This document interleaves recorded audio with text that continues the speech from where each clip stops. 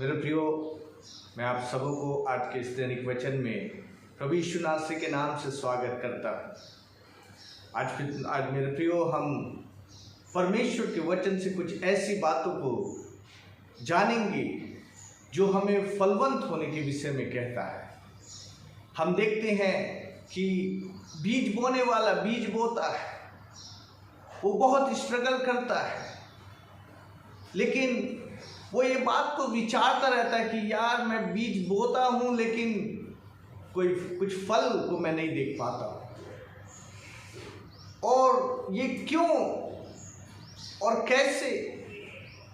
आज हम इस बात को समझेंगे परमेश्वर के वचन के द्वारा जो यीशु मसीह ने हमें समझाया। हम देखते हैं मरकुस की पुस्तक उसका 4 अध्याय में, और उसकी जब हम 13 कलम से जब पढ़ते हैं तो वहाँ पर हम उस बात को देखते हैं कि यीशु मसीह ने एक बीज बोने वाले के विषय में दृष्टांत कहा कि बीज बोने वाला बीज तो बोया, लेकिन जो बीज फल लेकर नहीं आए उसका भी कारण था कि वो फल क्यों नहीं लेकर आए।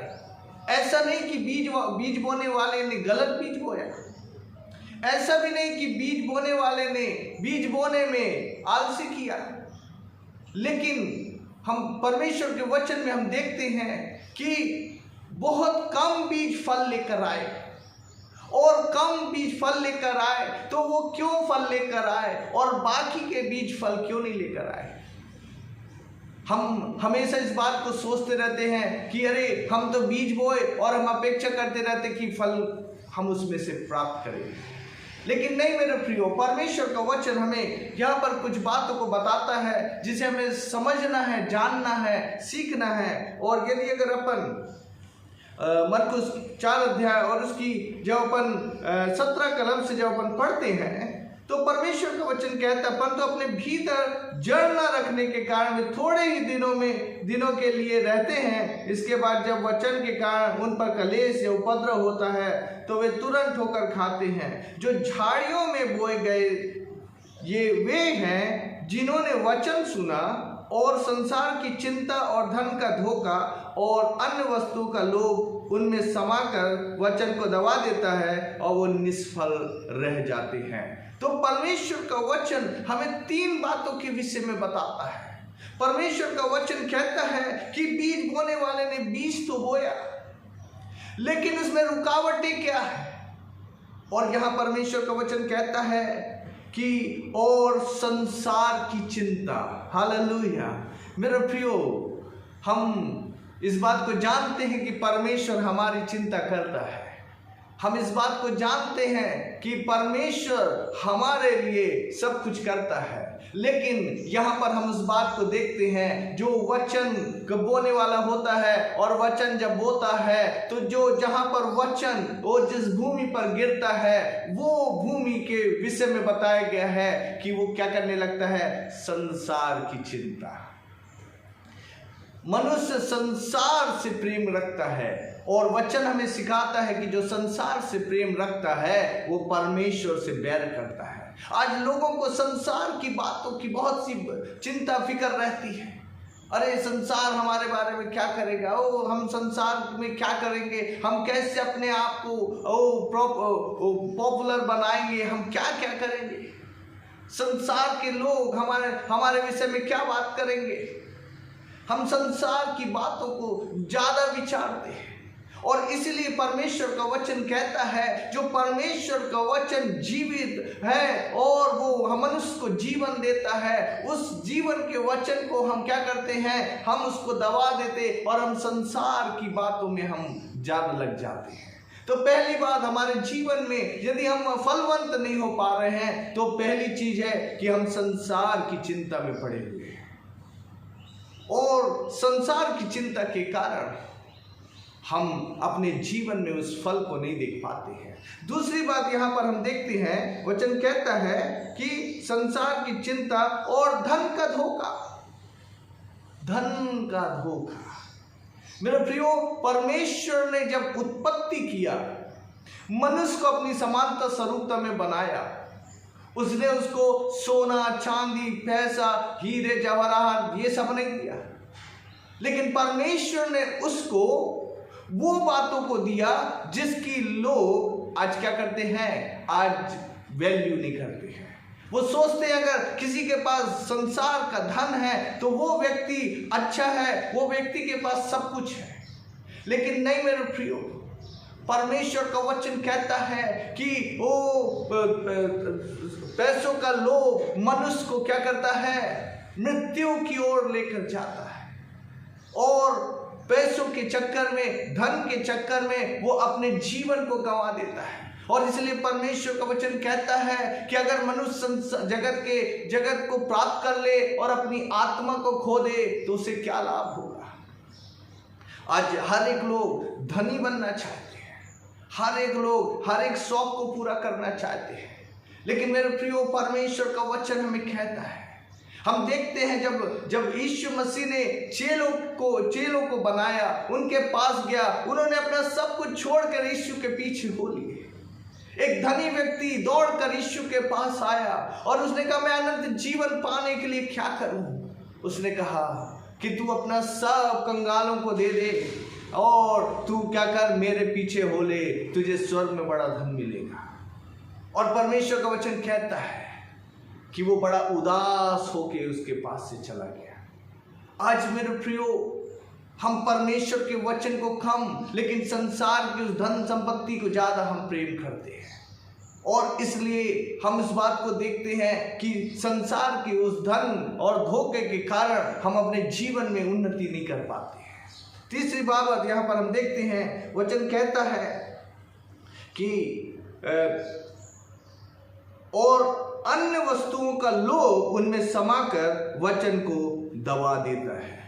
अन्य वस्तुओं का लोभ। आज कंपटीशन बहुत है, लोग दूसरों के समान खुद को बनाना चाहते हैं।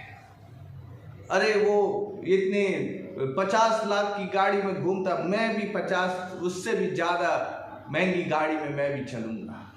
लोग दूसरों से कंपेयर करने लगते हैं, दूसरी चीज़ों का लोभ उनके जीवन में आने लगता है। वो सोचने लगते कि अरे मैं यदि वचन के पीछे चला, वचन के अनुसार करूँगा, अरे मुझे ये सब चीज़ से अपने आप को अलग कर देना पड़ेगा। लेकिन मेरे प्रियो, संसार का जो लोभ है वो हमें परमेश्वर के वचन में बढ़ने के लिए, हमें फल लाने में क्या करता है, रुकावटें पैदा कर देता है। क्योंकि हम अपनी इच्छा पूरी करने में लग जाते हैं, हम परमेश्वर की आवाज को दबा देते हैं हम। और इसलिए परमेश्वर का जो वचन है, जो मनुष्य के जीवन में बोया जाता है, वो उसमें फल लेकर नहीं आ पाता। कारण कि हम ऐसा सोचने लगते हैं कि हम सदा काल जिंदा रहने वाले हैं, ओ यही पृथ्वी हमारा ठिकाना है। लेकिन नहीं मेरे प्रियो, परमेश्वर का वचन कहता है यदि ये 3 चीज हमारे जीवन में आती है तो ये हमें फलवंत होने से रोक देती है। हम अपने जीवन में कभी नहीं फल ला सकते। लेकिन परमेश्वर का वचन हमको ये भी बताता है कि अगर हमें फलवंत होना है तो हमें कैसे फलवंत होना है। यदि हम इसी में परमेश्वर के वचन में हम और आगे पढ़ते हैं तो वचन कहता है कि 20वीं कलम को जब हम पढ़ते तो वहां वचन कहता है, और जो अच्छी भूमि में बोए गए ये वे हैं जो वचन सुनकर ग्रहण करते हैं। तो पहली चीज हमारे जीवन में सुनना। आज बहुत से लोग सुनते हैं लेकिन उसको ग्रहण नहीं करते। तो परमेश्वर का वचन इसलिए है कि मनुष्य सुने और उसको क्या करे, अपने जीवन में ग्रहण करे। हमारे जीवन में परमेश्वर का वचन ग्रहण करने वाला होना चाहिए। आज हम वर्षों से चर्च जाते हैं, वर्षों से हम परमेश्वर का वचन सुनते हैं, लेकिन हम उसको अपने हृदय में कभी जगह नहीं देते। We just become a good listener, that's all. But we never ever receive that word in our heart. We never give place the God words to bring fruits in our life. हमारे जगह में परमेश्वर का वचन जगह नहीं पाता और इसलिए हम क्या होते हैं, हम निष्फल रहते हैं। लेकिन परमेश्वर का वचन कहता है कि जो वचन को सुनता है और उसे ग्रहण करता है। रोमन की पुस्तक में जब हम पढ़ते वहां लिखा है कि विश्वास सुनने से और सुनना परमेश्वर के वचन से आता है। और यही बात है कि जब हम सुनने तो उसको हम क्या करें, हम उसको ग्रहण करने वाले बने। और जब हम ग्रहण करेंगे मेरे प्रियो, तब ही हम अपने जीवन में कुछ अलग बातों को देख सकेंगे। और यहाँ परमेश्वर का वचन कहता है कि और फल लाते हैं, कोई 30 गुना, कोई 60 गुना, कोई 100 गुना। तो जब तक हम परमेश्वर के वचन को सुनकर ग्रहण नहीं करेंगे, हम अपने जीवन में कभी भी फलवंत नहीं होंगे। और इसलिए यहाँ पर परमेश्वर का वचन कहता है कि एक अच्छी भूमि पर गिरने वाला जो बीज है वो क्या होता है, 30 गुना, 60 गुना और 100 गुना फल लाता है। इसलिए सुनते तो 100 लोग हैं, सुनते तो 1000 लोग हैं, लेकिन एक व्यक्ति ऐसा होता है जो परमेश्वर के वचन को ना ही केवल सुनता है वरन उसे क्या करता है, ग्रहण करता है। और जो वचन को ग्रहण करने वाला बनता है वो फलवंत होता है। और इसलिए मेरे प्रियो, आज कलीसिया में लोग बैरन हैं, इसलिए आज लोग फल लेकर नहीं आ रहे हैं। इसलिए आज उनके अंदर में मसीह के फल दिखाई नहीं देते, पवित्र आत्मा का फल उनके अंदर में नहीं है। हम बात जरूर करते हैं, ओ हाँ पवित्र आत्मा के 9 फल है, वेयर इज दैट फ्रूट्स, कहाँ है लव, जॉय, पीस, पेशेंस, ये लोगों के जीवन में किसके अंदर में दिख रहा है? लेकिन परमेश्वर का वचन हमें कहता है we need to receive the word of God in our heart, in our life. हमें परमेश्वर के वचन को जगह देना है, उसको सुनना है और सुन के उसे ग्रहण करना है, ताकि वो ग्रहण किया हुआ वो जो बीज है वो हमारे अंदर में फल लेकर आने पाए। और जब वो हमारे अंदर में आएगा तो ही हमारे अंदर में काम करेगा, क्योंकि परमेश्वर का वचन जीवित, पवित्र और दुधारी तलवार से भी तेज है, जो हड्डी और गूदे को क्या करता है, छांटता, काटता और हमारे मन के मर्मों को वो जानता है। तो मेरे प्रियो, परमेश्वर आपको इस वचन के द्वारा बहुत ऐसे आशीष दे, आप उसे वचन को सुनने वाले ही नहीं लेकिन उसे ग्रहण करने वाले और फल लाने वाले बनने पाए। तो परमेश्वर आपको आशीष दे। आइए हम प्रार्थना में जाएं। प्रभु, हम आपका धन्यवाद करते हैं आपके वचन के लिए जो आज हमारे मध्य में आया। पिता परमेश्वर, हर एक सुनने वाले को पिता परमेश्वर आप प्रभु आशीषित करें, ताकि प्रभु जी वो केवल सुनने वाला नहीं परंतु उसे ग्रहण करने वाला और ग्रहण करके फल लाने वाला होने पाए। पिता परमेश्वर, जो बीमार है उन्हें आप छुइए, स्पर्श करिए और अपनी महिमा को लीजिए। पिता परमेश्वर, हर एक का जीवन बदलने पाए और प्रभु हर एक फलवंत होने पाए। पिता परमेश्वर, सारा आदर महिमा हम आप ही को देते हैं। प्रार्थना यीशु नासरी के नाम से मांगते हैं, आमीन। आप सबों को जय मसीह की। प्रभु आप सबों को आशीष दे।